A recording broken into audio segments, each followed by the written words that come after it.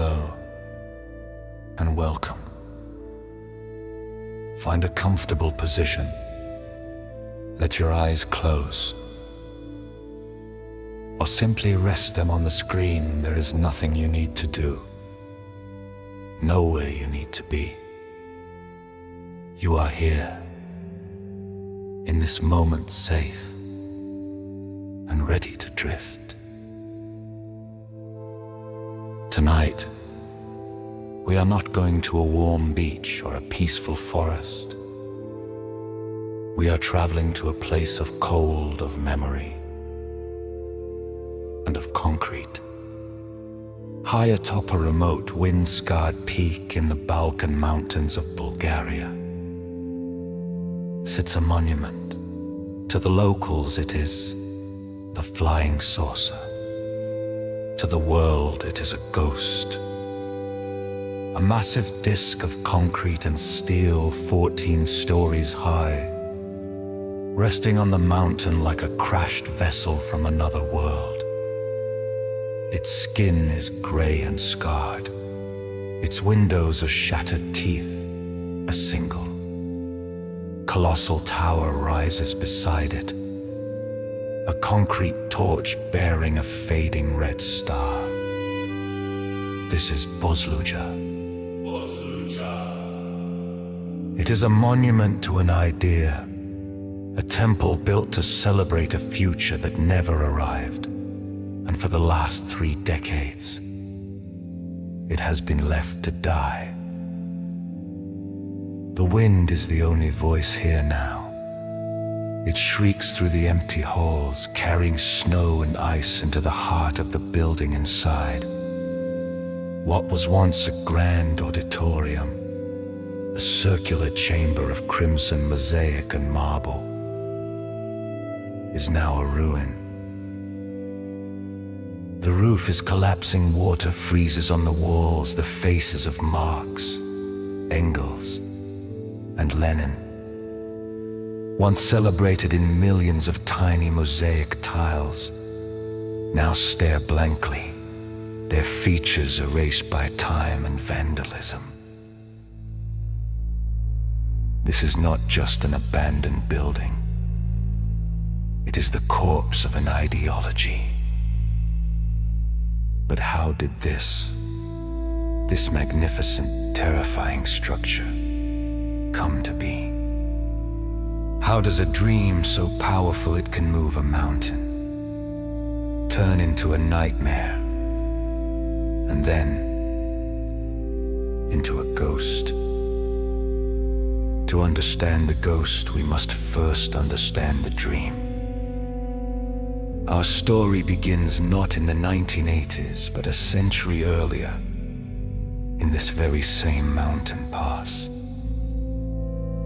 The year is 1891, the place, Buzludzha Peak, a small group of men, socialists, led by a thinker named Dimitar Blagwave, meet in secret. They are huddled against the same brutal wind on the same desolate mountain. They are planting a seed, the seed of the Bulgarian socialist movement. It is a small, hopeful, and dangerous act. Fast forward, through decades of war, revolution, and political turmoil, by 1944, that small seed has grown into the Bulgarian Communist Party, which seizes control of the nation. Bulgaria becomes a satellite state of the Soviet Union. For the next several decades, the party rules all, and like all powerful entities, it seeks to build monuments to its own glory, to its own permanence. The 1990s arrive, the party is at the peak of its power. They decide to build the ultimate symbol, a monument, a house monument, to commemorate that secret meeting in 1891, and to celebrate the triumph of their ideology. And they choose the very spot where it all began. Buzludzha Peak. This would not be a simple statue. It would be a statement, a temple, a concrete mountain, built on top of a real one. The peak itself, Hadji Dimitar, was to be reshaped. The project is given to the architect Georgy Stoilov. The vision is brutal, and it is grand, a fusion of Soviet brutalism and science fiction futurism. It is designed to inspire awe, to make the individual feel small, and the party feel eternal. The cost would be staggering, but money was secondary to the message. The construction began.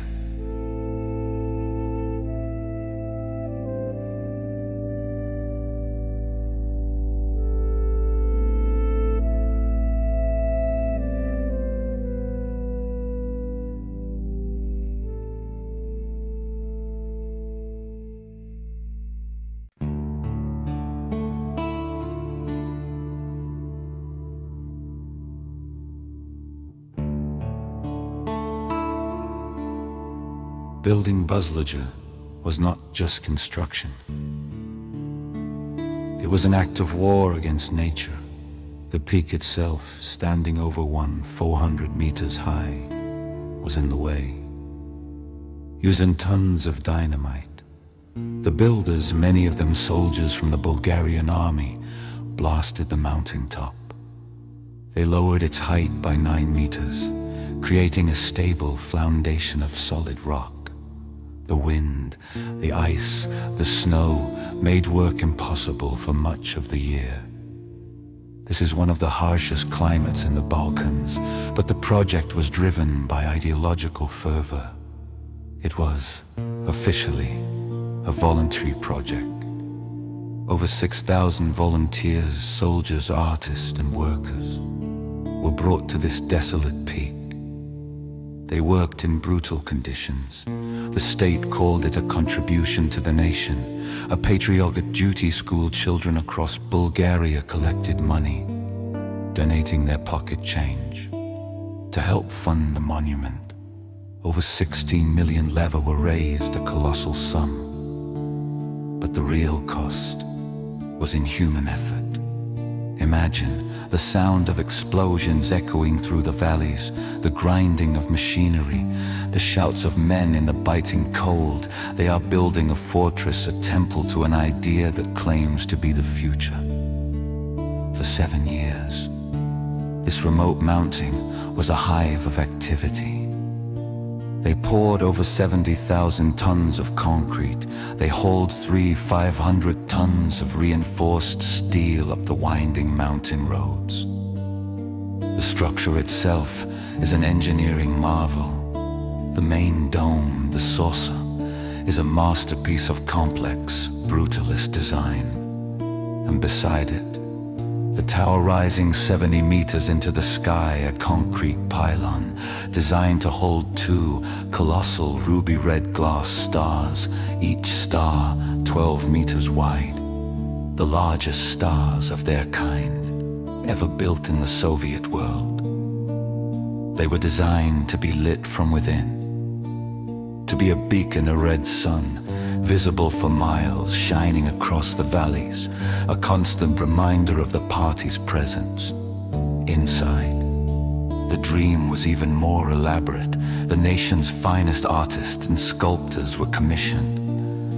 This was to be the party's Sistine Chapel. The main chamber, the circular ceremonial hall, was 42 meters wide. It was designed to hold 400 members of the party elite.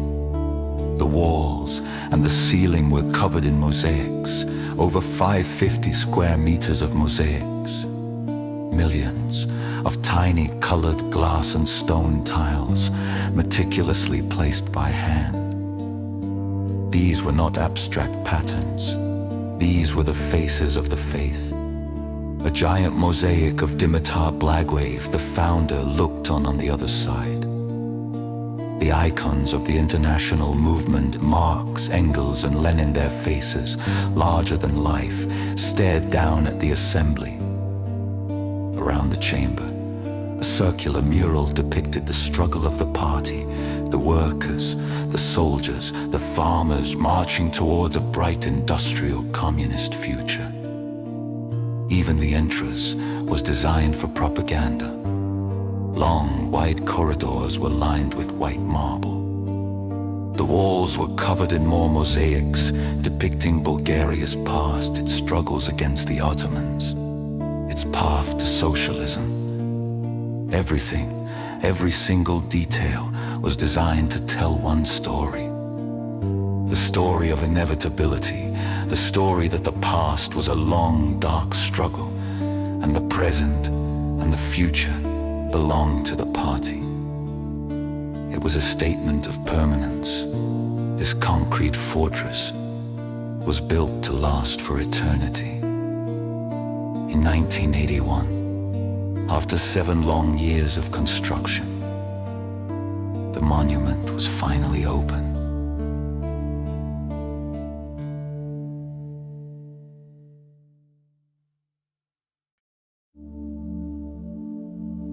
The grand opening was the peak of the dream.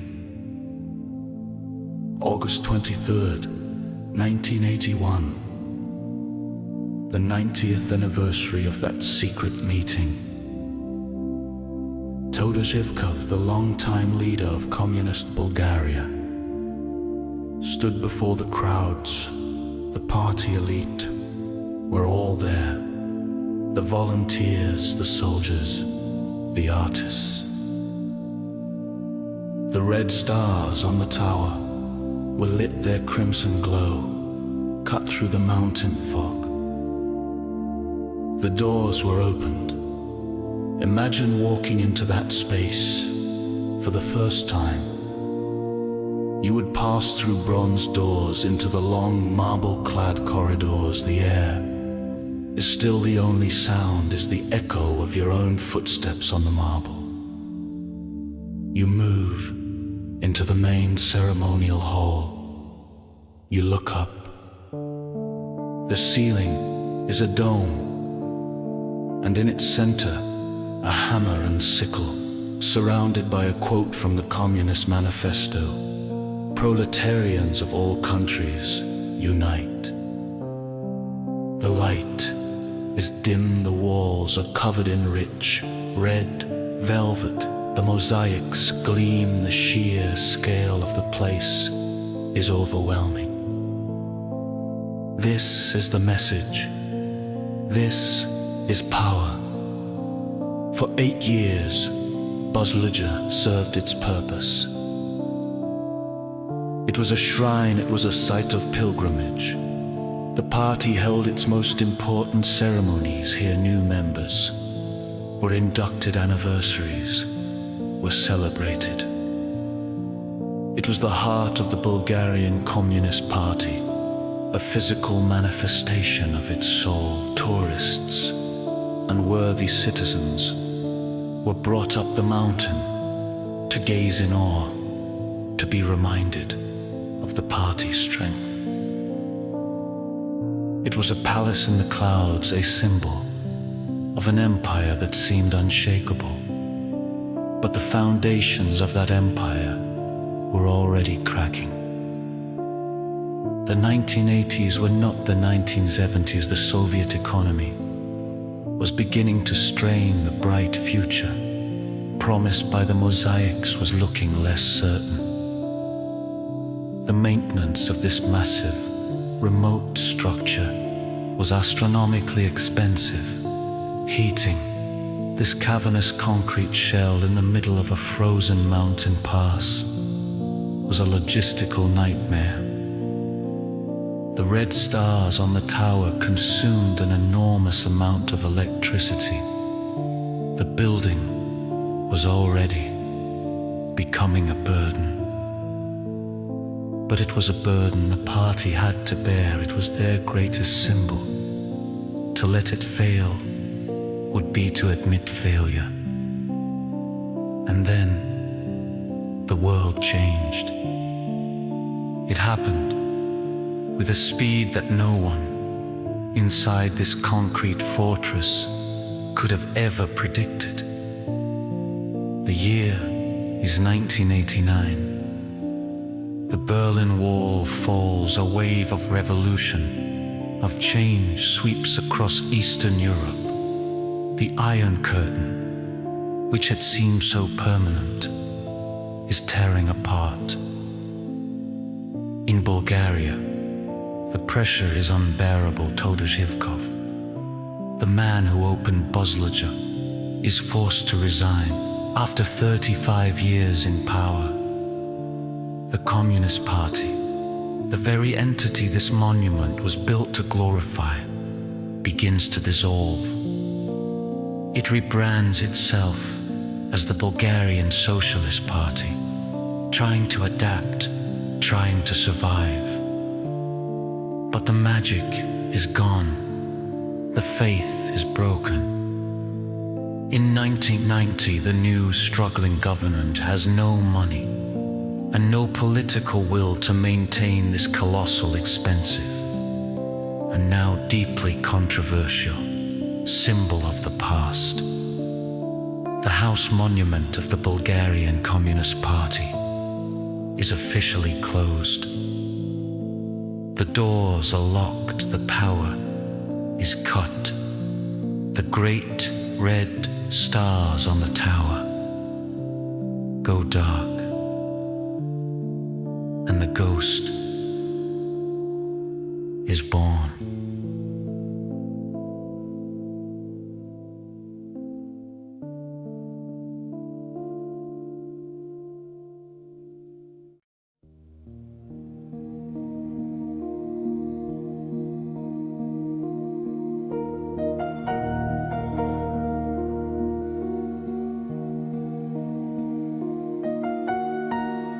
Abandonment is a slow process at first. The monument was simply empty. It sat on its peak, dark and silent, a lockbox, holding the memories of a fallen regime.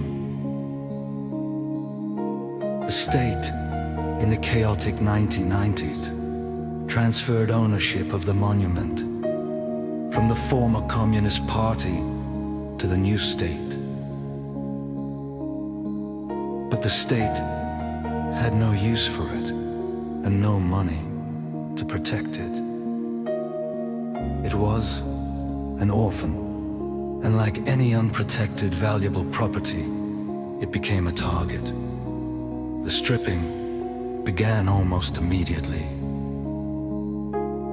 First came the scrappers, the people, trying to survive in a collapsed economy. They came with tools, they broke the locks, they shattered the windows. The building was a treasure trove of valuable materials. The bronze doors were torn from their hinges, the brass lettering on the walls pried off. Every meter of copper wiring was ripped from the concrete walls and from the ground. The elaborate custom lighting fixtures were stolen, the sound systems, the generators, anything that could be carried and sold was taken. The most symbolic act of destruction was on the roof. The building was clad in 2,000 square meters of copper roofing. A fortune in scrap metal. Piece by piece, the scrappers took it all. And in doing so, they signed the monument's death warrant. Because now, the building had no skin. It was open to the sky, open to the brutal mountain weather. The wind, the rain and the snow began to enter. Winter on Buzludzha Peak is relentless. Snow piled deep. Inside the ceremonial hall it melted and refroze. Water seeped into the concrete it entered. The tiny cracks in the mosaics, when the water froze, it expanded. The tiny, Beautiful mosaic tiles which had been placed with such care began to pop off the walls. They fell to the floor and were crushed under the ice and the rubble. The faces of Marx and Lenin began to crumble. The giant ceiling of the hammer and sickle began to fail. Water streamed through it. The marble floors cracked. The red velvet on the walls rotted and fell away, revealing the gray concrete skeleton beneath the monument was being eaten alive by the mountain. Vandals came next. They came not to steal but to destroy, to erase. This building was a symbol of their oppressors, a symbol of a time they wanted to forget. They smashed what the scrappers had left behind. They lit fires inside the marble corridors, scorching the walls and leaving layers of black soot. And they brought spray paint. The most famous piece of graffiti was scrawled in giant red letters above the main entrance. It simply read, "Forget your past, a perfect and devastating epitaph." What about the giant red stars? They were too high to be easily stolen. But they were not safe people. Brought rifles, they used the 12-meter wide glass stars to target practice. The ruby glass shattered. Today, the stars are nothing but skeletal metal frames clinging to the tower.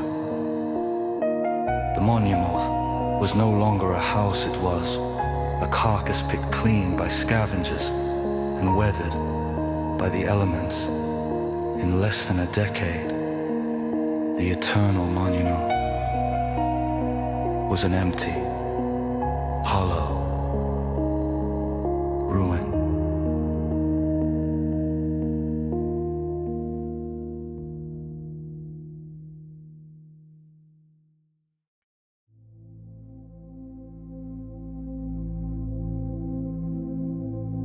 And so it sat for years, a hollow concrete shell.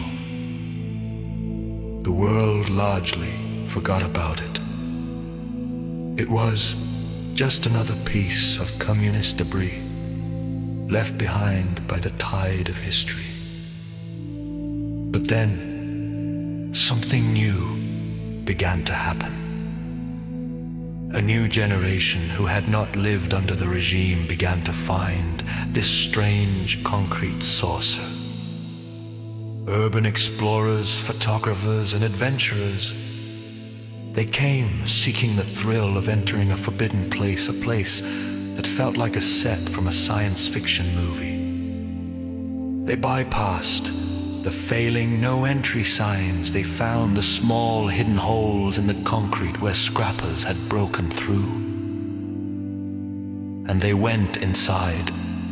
To enter Buzludzha in those years was like entering a tomb, a cathedral of decay. Imagine crawling through a dark, narrow passage and emerging into that vast, circular, ceremonial hall. The scale is still breathtaking, but it is a hall of ghosts. The only sound is the wind howling through the broken roof, a deep, mournful, moaning sound. And the drip, drip, drip of water echoing in the vast darkness.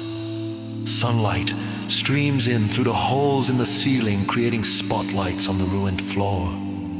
The floor is a mosaic of its own, a carpet of fallen tiles, broken glass, ice, and concrete dust. You look up at the faces of the former icons. They are unrecognizable, blasted by ice and time. Only fragments remain. In winter, the entire main hall freezes. The floor becomes a skating rink of dirty ice. Giant icicles hang from the hammer and sickle 50 feet above you. It is terrifying, and it is beautiful. It is the sublime, photographers began to share their images of this place on the internet, and the world was captivated. This was not just another ugly communist building. This was something else. It was a modern ruin as vector and as tragic as any ancient Roman temple. It became a symbol not of communism, but of abandonment of the power of nature to reclaim what man has built. It became a dark tourism icon. People travel from all over the world to see the ghost UFO. They came to feel that sense of awe and melancholy, to stand inside the belly of the fallen beast.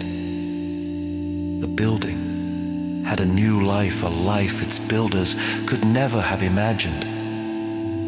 It was no longer a house of propaganda. It was a house of reflection, a place to think about time and ideology and decay. The graffiti, "Forget your past," had become an ironic tourist slogan, because by coming here people were doing the exact opposite. They were remembering.